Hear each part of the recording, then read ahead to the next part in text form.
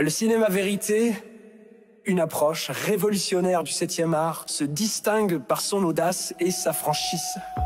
Comme la gifle concernant le président, la République, maintenant parlons de Macron pour ses attirances en pédophilie.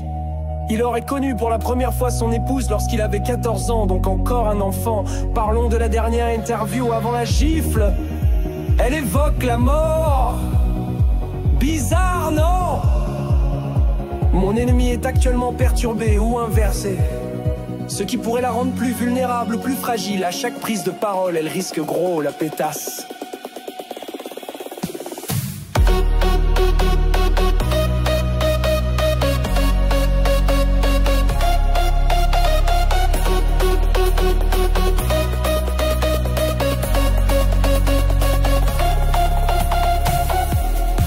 Selon l'article 20 dans 27.8 du Code pénal français, l'auteur du détournement de mineurs est puni par un emprisonnement de 5 ans et par le paiement d'une amende de 75 000 €.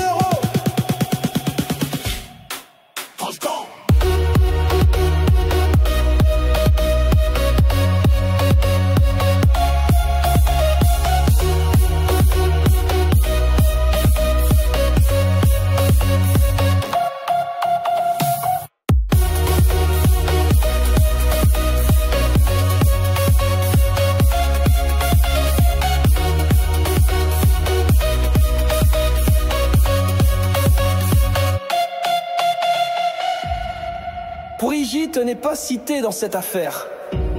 Certaines paroles ont rapporté dans des investigations que la première dame serait un homme né de sexe masculin. Si cela est faux selon ceux qui sont derrière elle, alors pourquoi sont-ils incapables de fournir des photos avant ses 30 ans? Dernière chose, la crémation qui me fait penser légèrement au film Rémi sans famille, incapable de mettre un nom sur une tombe. Ceci est légal et non de la sauvagerie.